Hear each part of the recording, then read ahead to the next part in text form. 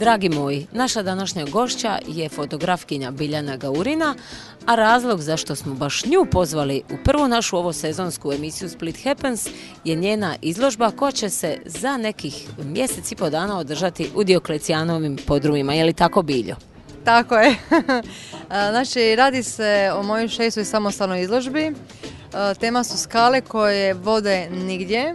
To je isključivo novogradnja i fora je to što će izložba biti u podrumima, znači da se napravi usporedba kako se nekad gradilo i kako se danas gradi. A danas se gradi, Bože sačuvaj, sve na divlje, sve bez reda, bez načina.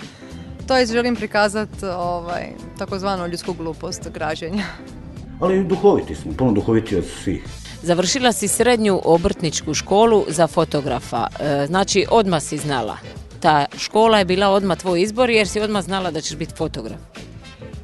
Pa da, jednostavno sam oduvijek htjela da mi svaki dan bude drugačiji, a moj posao je takav, znaš, i posao fotoreportera, da je svaki dan drugačiji, svaki dan je neizvjestan, svaki dan su novi ljudi, novi događaji, nove situacije i to me beskrajno, znači nakon 10 godina me beskrajno to veseljava i to mi je zapravo jednu ruku izazov.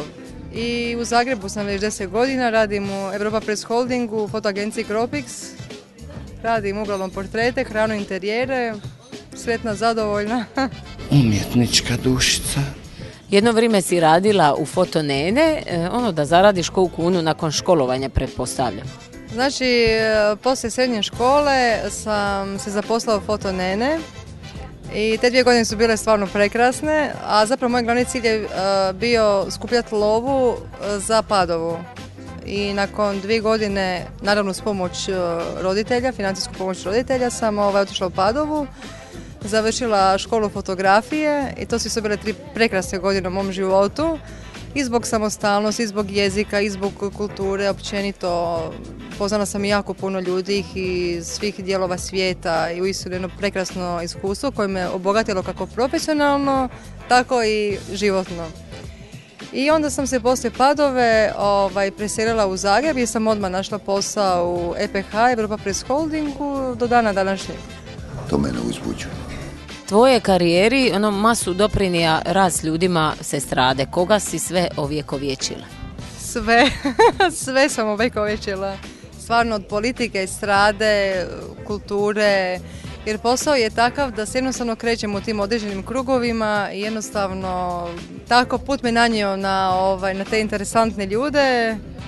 A oduvijek sam voljela fotografirati ljude, to je raditi portrete. To mi je oduvijek bio izazov, znači istaknut i osobnost i onu lijepu stranu. Uglavnom je uvijek fokus na lijepom i pozitivnom.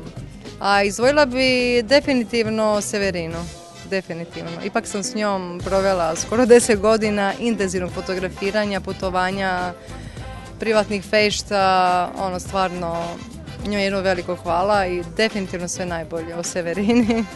Da, ona pije, šta je on? Naše gledatelje i gledateljice naravno najviše interesira Severina.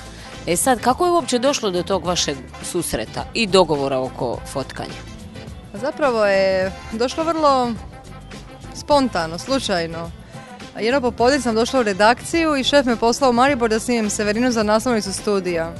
Ja onako totalno nespremna, tek friška, znači tek sam došla u EPH, rekla ok, idem, sjela u auto, odvezla se u Maribor, fotkala sam Severinu u toj nekoj šumi, imala je na sebi prekrasnu zelenu haljinu, dugu crnu kosu i sve se nekako poklopilo. Bila je prezadovoljna sa fotografijama i od tog momenta kreće takozvana naša avantura, to jest naša suradnja. I onda me počela zvati na koncerte, fotkala sam kavere za CD, znači moja štikla Zdravo Mario. Zapravo sa njom sam počela i svoju prvu samostalnu izložbu Severina Zdravo Mario 2008. u Splitu. I to je tako krenulo, znači kampanje, naslovnice, koncerti, a zapravo nas veže jedno lijepo prijateljstvo. Stvarno je divna osoba. Jesi li snimila koju fotku njenog za sad već bivšeg dragog Milana Kralja Bakra? Nisam snimila niti jednu fotografiju njega, upoznali se jesmo, ali nisam imala priliku, moram priznati. Eto, sve ostalo se zna. Snimala si i bivšeg srbijanskog predsjednika Tadića, za njega svi govore da ono voli žene, pa reci mi je li te kuva na snimanju, ono, ili je to bilo čisto na profi? Naprotiv, bio je vrlo rezerviran, ali opet nikad neću zaboraviti onaj moment kad je ušao u njihovu takozvanu skupštinu. Jednostavno on je čovjek, em što je zgodan, em što je tako, ima tu karizmu, ima nešto u sebi. Znači onog momenta kad je ušao u prostoriju, jednostavno svi smo ostali paf. Vrlo profesionalan, vrlo zgodan naravno i što sam god rekla je napravio, ali opet sa nekom zadrškom. Stvarno je, faca je definitivno. A slušajte, očito nešto ima što privlači žene. Šta je s našim predsjednikom Josipovićem? Za predsjednika Josipovića me veže jedno interesantno snimanje, a to je bilo prije 1,5 godinu dana kad sam ga fotografirala za cover CD-a Paso Sempio. Imala sam jako tremu, ipak je on predsjednik države i nije mi baš bilo sve jedno, unatoč iskustvu. No međutim, to je sve prošlo toliko ležerno i toliko lijepo da stvarno čovjek je sjajan, jednostavan, divan, gospodin, sve je prošlo super. Bio jako zadovoljan sa fotografijama i uglavnom mi je otvorio 2 izložbe i stvarno je divna osoba. To je bilo jako dobro. Danas se ljudi vole stalno fotkat i sami sebe i da ih neko drugi fotka pa stavljaju to na društvene mreže, Facebook i ostalo. Šta, reci mi, kad ti to sve vidiš, možeš li onako dati neko svoje mišljenje šta dijeli dobru i lošu fotografiju? Pa mislim da je to vrlo individualna stvar. Mislim da je jako bitno dozirati. Jer ima ljudi koji pretjeruju u fotografiji, svako par minuta stavljaju na face ja jeo, ja na poslu, ja u teretani, ja na plaži. Meni je to malo previše. A opet s druge strane, ako je meni nešto lijepo, ne mora znaš da je drugom to lijepo. Tako da je to stvarno individualna stvar. Ja sam doista živi slučaj toga. Dosta ljudi ovako kad se slikaje zna točno na sebi kut snimanja, mot, čak nekad i frizuru, osmijeh, kakav je najbolji, kako najbolje ispadne na slikama i onda se uvijek pojavljuje na slikama u takvom izrazu. Šta misliš o tom kao profesionalni fotograf?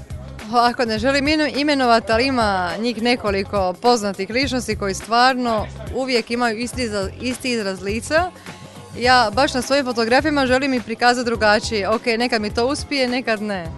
Tako da mislim da bi ljudi trebali biti malo opušteni, da bi trebali više eksperimentirati. Jer masu njih mi kažu više mi paše lijevi profil, više mi paše ovaj položaj tijela. Zapravo svako snimanje je novi izazov. Treba malo kemijati. I možda se baš krije nešto možda ljepše u nekom drugom kutu, ovisno je kako se svjetlo postavi. Uglavnom, treba se dati oduška malo. Teško da se tu može puno utjecati. Koliko je za dobru fotografiju važna oprema koju koristimo pri snimanju? Jako je važna oprema, objektivi pogotovo, svjetlo da ne govorim, ali zapravo je najvažnija ideja i onaj odnos između fotografa i modela. Mislim da je to najvažnije. Recimo, ja kad god idem na fotografiranje nikad nemam ideju, rijetko kad imam ideju. Nekad me nešto može nadahnuti, neka osoba ili neka pjesma ili čak i miris, no međutim, onog momenta kad krenem fotografirati, onda mi krenu ideje i mislim da je to najljepše. Zašto? Zato što kad znala sam par puta isplanirati fotografiranje, znači istrošila bi tu svu svoju energiju na to planiranje i došla bi u principu isjeđena na fotografiranje i to mi više nije bilo to. I tek onda sam bez ideje, zato je najbolje šta spontanije, šta opuštenije i mislim da onda najljepše izlazi iz fotografa i naravno iz modela kojeg fotografiram. Ništa iznenađujuće po meni. Imaš li ti možda nekog u tom fotografskom svijetu, nekog uzora? Ne mogu reći uzora, ali inače cijenim sve kolege, stvarno svaki je dobar na svoj način, a htjela bi zapravo izdvojiti mog dragog kolegu i prijatelja Vjekoslava Skledara, koji je istinu divan, znači isto je poseban po meni vrhunski fotograf Tomislav Marić, Ivan Posavec, ima ih uglavnom, a recimo njih bi definitivno htjela izdvojiti. I meni je to u redu. Laici često kritiziraju fotke po časopisima i kažu da je to sve Photoshop. Je li zaista Photoshop toliko moćan da ono doslovno može nekoga pretvoriti u nekog drugog ili je to samo ono da se ljudi tješe je, to je Photoshop, ona u prirodi ili on izgleda sasvim drugčije? A gledajte, vremena su takva da je taj Photoshop stvarno popularan, no međutim jako je važno da se Photoshop dozira. Znači nikako da se ne pretjeruje. Kad se pretjera onda i fotografija kao takva gubi, barem po meni, na vrijednosti i pogotovo osobe koji su na fotografiji kao da izgube karakter. I sve što je prepeglano, sve što je, ako su boje prenabrijane, meni osobno to nije baš drago. A za mene je to smisao života. Sad mene zanima kako ti arhiviraš svoje fotografije. Imaš li ono neki posebni server, 1.000.000 terabajta diskova svega? Naravno da imam, ali to je inače svaka fobija svakog fotografa jer svi se trudimo pohraniti fotografije i na hard disk i pržiti na DVD i imati nekakav eventualno rezervni laptop gdje će biti taj nekakav backup, ali definitivno da, definitivno arhiviram fotografije. To je najvažnije. Porijeklom si iz Glavica kraj Sinja. Je li naš premijer Zoki isto tamo? Jesi nekad i njega fotkala ili ste samo onako poznanici iz kraja? Milanović je iz Donjih Glavica, ja sam iz Gornjih Glavica i jako sam ponosna na svoje porijeklo. Znači, Glavičanka to je Sinjanka. Jer su masu puta u medijima znali prekrstiti ili zagrebačka fotografkinja ili splitska fotografkinja, onda bi uvijek poluđirala sam, a ja sam sinjska fotografkinja sa zagrebačkom adresom. A što se tiče Milanovića, fotkala ga jesam bezbroj puta. Photoshop je li tražija? Ne. Samo sam to ti ja znam. Rekla si da si Sinjanka sa zagrebačkom adresom, a zadnja 3 mjeseca ti je adresa Split, je li to samo radi lita ili? To je zbog posla, znači trenutno sam u Splitu, živim i radim u dopisništvima za fotoagenciju Cropix. Uglavnom sam po cijeloj Dalmaciji, puno sam u autu, znači puno putujem, radim razne reportaže i super mi je u Dalmaciji. Lipa moja Dalmacija.